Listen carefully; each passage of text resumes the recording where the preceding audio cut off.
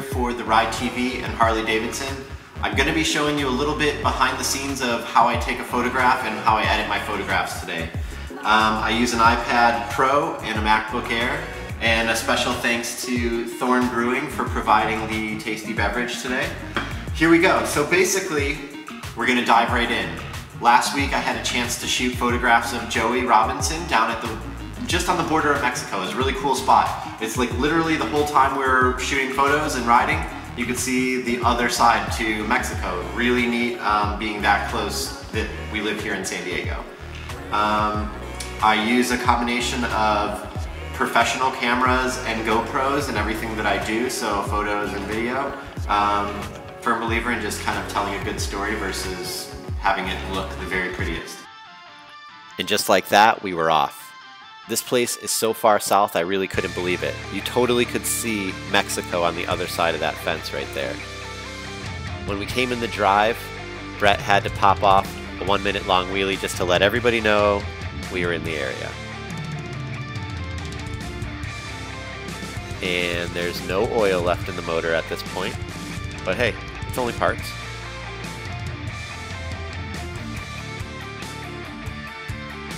I would say Joey's favorite toy is probably the Grom. I have no clue how that thing still runs.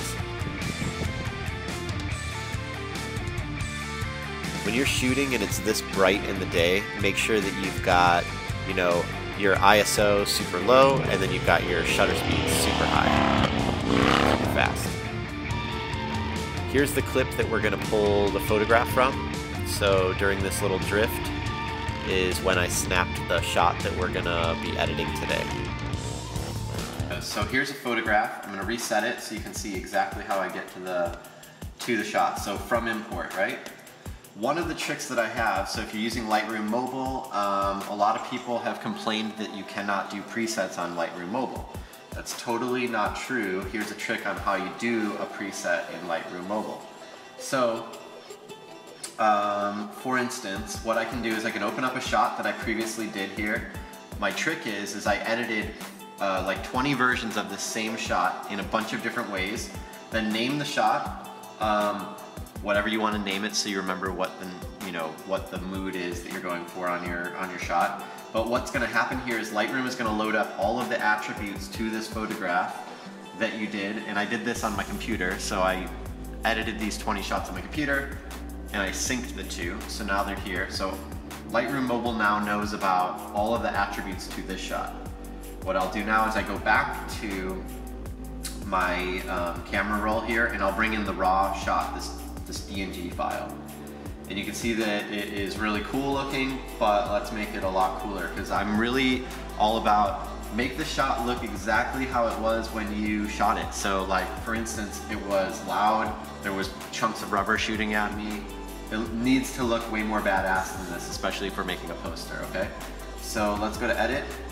And what I can actually do now since I opened up that other shot, is I can actually say, apply all from that other previous shot. So I actually stole basically the look and feel of that previous shot here. So now everything has got a lot more of a cool pop to it.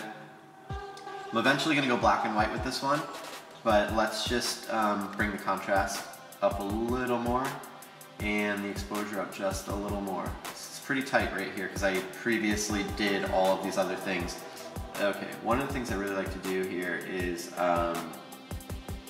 when I'm editing is I use these gradient kind of filters, so I can go like that, and then I can just change the darkness or lightness of that area there. So that's the kind of one trick that I like to use.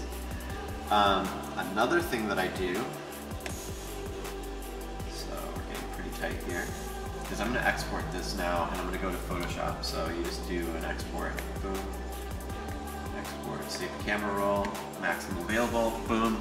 I'm going to open it back up over here on this end, and already on this, I'm going to show you kind of my process, but this shot here, I'm already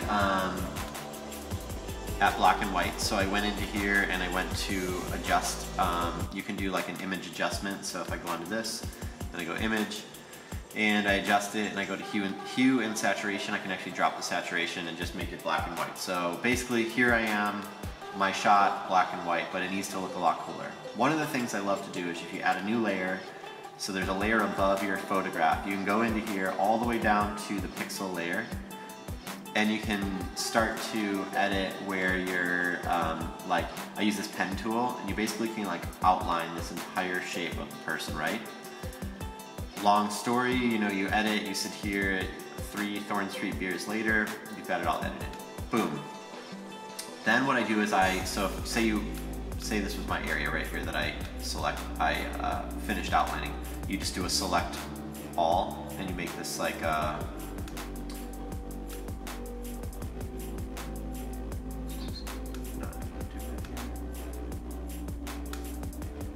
we go. Make selection.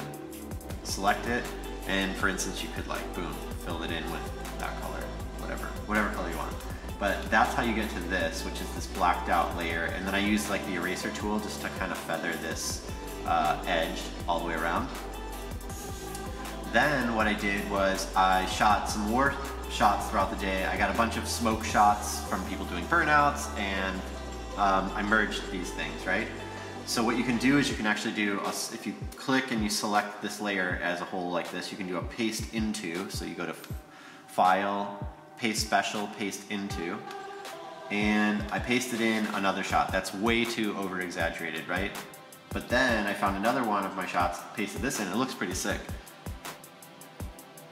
So then to finish this shot off, you can either send it back to here, or you could do it all right here, but you can kind of feather some of the, see, I'm like thinking this is an iPad, feathering some of this smoke all the way around, but essentially you've got your finished poster right there, done. So here's a look at the finished shot. It didn't come out too bad. If you do ride in this area, I'd say watch out. The cops were out all day long. We saw them twice. Thanks again for watching. Make sure to like and subscribe, and check us out next time.